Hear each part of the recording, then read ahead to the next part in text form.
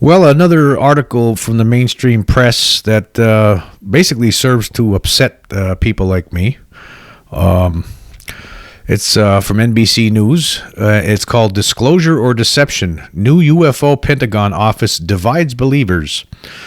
And it was written by Alex Seitz Wald and appeared on January 8th, 2022. And the subhead says, the United States government hasn't comprehensively studied UFOs in decades, but not all ufologists are excited about a new Pentagon investigative office. And of course, this is with regard to the new office established by the Pentagon recently, by the Congress, the new office established by Congress when they passed the defense spending bill, and which was signed recently by President Biden. And this is another example of the mainstream media just not having no clue and not doing any sort of research. Just basically, they present a situation, call it 50-50, and it's when a situation is not 50-50. I mean, if the mainstream media were to do its research, proper research, it would know that there's been the government has been interested in UFOs and what they're doing in extraterrestrials, and they know all about this since at least 1947. There's no question. I mean, to say it in the subhead, the United States government hasn't comprehensively studied UFOs in decades. Yeah, as far as the public knows, as far as the media knows, but they have been studying this. There's no question. Again, if they haven't been studying this, then the Pentagon's run by complete morons, and that's just not. I don't believe that. I don't believe the Pentagon's run by morons. So I know that they've been looking into this. But I just get a kick out of the people that they contact for this article. Now, they did for one thing, it's one of the people that they contact is Mick West, a debunker. I mean, this guy doesn't do any research. He'll make videos and on YouTube that purport to debunk, like, even the footage that's been provided of UFOs from the Pentagon. He thinks that he's debunking. He's not doing anything. He fools a lot of people. Don't get me wrong. The guy knows how to talk. I mean, the guy really, he's a good talker. I'll give him that. Okay, but he's not. He's a debunker. He doesn't do any research whatsoever. Basically, he just presents. So I mean, I don't understand. Like, why is he brought? He doesn't even believe in any of this stuff. He thinks it's completely phony. Like most debunkers. What they do, they point the finger at the people who believe it's true and say, oh, they must be mentally disturbed, or they saw something that was really something else. It's just not true. There's no proof, when there actually is proof. There's lots of video, film, pictures, reports from people. I mean, we're not going to get into all of it, but you know what I'm talking about. But anyway, let's get into this article here a little bit. And again, it's very what's upsetting to me is that that NBC, it doesn't matter what mainstream media outlet we're talking about here. It doesn't matter if it's NBC, ABC, Fox, CBS, CNN. They do not do their homework when it comes to the UFO situation. Right? They just brush it off. They're waiting for the Pentagon to tell them. They don't do any kind of investigative reporting themselves to uncover this. They don't educate themselves. They do not educate themselves on the situation, on the history of this. Like if they were educated on the history of this sub headline that says the United States government hasn't comprehensively studied UFOs in decades, that's a false statement. That is a false statement. If they were to do research into this, they would know that they had to be doing comprehensive studies on this, just secretly. They've been keeping it secret, but you would know, you would understand. For instance, if you were to read, I talk about these books all the time, UFOs and the National Security State, Volumes 1 and 2 by Richard Dolan. If they were to read those books, they would know that this has been something that the United States government has taken seriously, very seriously, since at least 1947. But they don't educate themselves. In fact, instead they just write half-cocked stories like this and call it 50-50. And it's not 50-50. There's something going on, and it's not Russia or China, and it's not misidentifications or natural phenomena. Again, not all the time. There's things here. There's extraterrestrials here, folks. That's what's going on here. They've been here. People have seen these things. There's too many experiences, too many reports, right? Too much evidence. There's a lot of evidence out there that supports this. But again, mainstream media, mainstream scientists, they just ignore it. It's taboo, for the most part. Well, we're getting a little bit better now that the Pentagon is going on with what I believe is a slow disclosure. But let's get into this article a little bit, and then I can complain some more. Anyway, it says here, the United States government is finally getting back into the UFO business. And depending on which UFO believer you ask, it's either a historic step forward to getting to the bottom of conspiracies or a ploy to regain control of the narrative, and possibly even prepare for interplanetary war. The establishment of a new office signed into law just before New Year's to study unidentified aerial phenomenon has divided the loose community of activists, researchers, and pseudoscientists who hunt for proof that we are not alone in the universe. Some hail the legislation creating the new office, tucked into Section 1683 of the Massive National Defense Authorization Act, for bringing new resources, rigor, and officialdom to the investigation of a phenomenon and a potential national security threat that has long been stigmatized in a way that makes it difficult to study. Our national security efforts rely on aerial supremacy, and these phenomena present a challenge to our dominance, said Senator Kirsten Gillibrand, who spearheaded the bipartisan measure. The United States needs a coordinated effort to take control and understand whether these aerial phenomena belong to a foreign government or something else altogether. And then the article continues here. It's been decades since Washington formally studied UFOs in any kind of comprehensive way, so one might expect the news would be cause for celebration among so-called ufologists. Again, that's a false statement. It says it's been decades since Washington formally studied UFOs in any kind of comprehensive way. It should say publicly, because if you would have done your research, you would have known that they were secretly looking into this.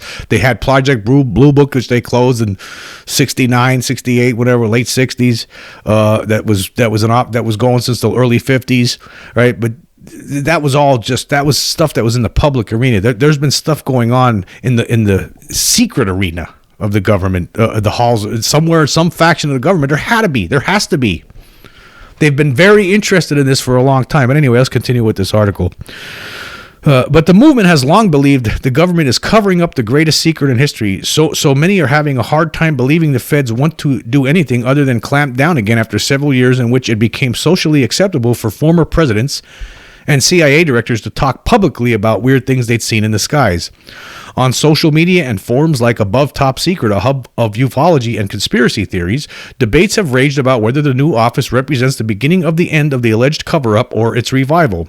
This is a subject with a provable history of secrecy, and anything that lacks a new openness about the information is subject to more, possibly inappropriate control, said Ron James, a spokesperson for the Mutual UFO Network, which bills itself as the oldest and largest UFO organization in the world. And James continues, "We don't see that this means new resources will be dedicated to the matter. We believe that considerable resources have always been dedicated to the matter at some level inside deep government and industry."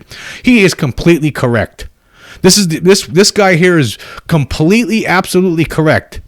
But instead of just putting what the reporter does, what the news media does, all they'll do is put his comment in here, buttress it against other comments from other people, and nobody knows what the truth is. But that is the truth. That is the truth. What he just said is the truth. Ron James, he knows. He's done his research. You don't become a spokesperson for the Mutual UFO Network without doing your research. But these reporters from the mainstream press never do their research on this subject. They'll uncover Watergate, right? Things like that, but they're not going to do research into this. And then it gets into Lou Elizondo and Christopher Mellon. As you know, they're government officials. Elizondo, of course, they're happy about the amendment, but Elizondo, he recently criticized the government's decision to create this other office, this UAP office inside the office of the Undersecretary of Defense for Intelligence and Security, which he thinks is going to, we talked about this before in a different podcast, that he thinks this is going to keep this topic secret for another 70 years. Whether that's true or not, we'll see, but who knows? Activists complain about the lack of civilian involvement in the new Pentagon office and assume it will simply classify anything interesting it finds, so that its unclassified reports to Congress will be little more than fig leaves. Then they bring in Dr. Stephen Greer, a very controversial figure as far as I'm concerned within the UFO community, and I'll tell you why after I read what they say about him. It says, Dr. Stephen Greer, who retired from the emergency room to pursue the hunt for aliens as the self-described, quote, world's expert on UFOs, end quote, objects to the notion that UFOs should be treated as a national security threat at all. As he sees it, aliens are here to help us with the military-industrial complex. As he sees it, aliens are here to help us, and the military-industrial complex is hyping their danger and creating the U.S. Space Force to prepare for interplanetary war, arguing movies like Independence Day are part of a false narrative created by covert groups striving to generate fear of ETs. Now, I mean, okay, I don't agree with what he just said here. I don't know how, for one thing, right, part of it, he might be, that this could be a half-truth, okay, that maybe they're not here on a mission to destroy us, or but at the same time, how does he know that they aren't a national security threat? How does he know that extraterrestrials, beings from other worlds, aren't here on some mission to somehow hurt us? How does he know that? Is he sitting down and having tea and crumpets with them in the evening? Like, he doesn't have no direct connection to these beings. That's just pure speculation. Most of us could do is speculate. I can speculate. I know they're here. I don't know why they're here. Okay, I don't know. Maybe the government does have a better idea of why they're here. Maybe that's why they've been keeping a secret for all these years and why we're getting a slow disclosure. No, I don't know. Right? But I don't know how Stephen Greer knows that is a false narrative. That Space Force, but it could be this would be another way for the military industrial complex to make more money, building weapon systems that you put out in space. I mean, who knows? It could be, but I don't know that. And I don't see how he knows that. I don't see how anybody could know that. Unless somebody gets to finally sit down and interview some of these aliens and find out, what their purpose is. And even then you wouldn't know it. Because you wouldn't know if you could believe them or not. Anyway, but see, I just don't know. I don't agree with a lot of things that Stephen Greer says. I'll make that official here in this podcast. And the other thing, Independence Day, he's arguing movies like Independence Day are part of a false narrative. That's a movie. I mean, they've been since the UFO situation. That's Hollywood trying to make $100 million. That's all that is. It's just about making money. That has nothing to do with somebody trying to create that. There's no conspiracy behind that. They've been making movies about aliens since the 50s. Okay, this is like this.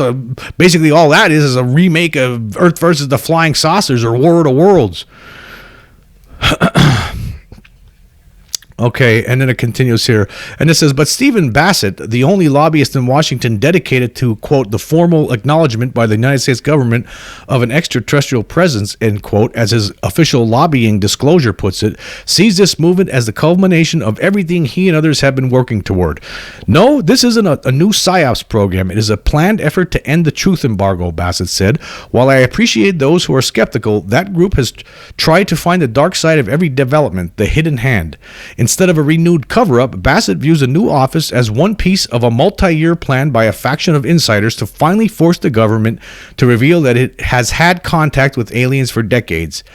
He says, this is a sea change brought about by the work of thousands of people and activists over 70 years, but some of these people can't help but see it as a clever black ops mission.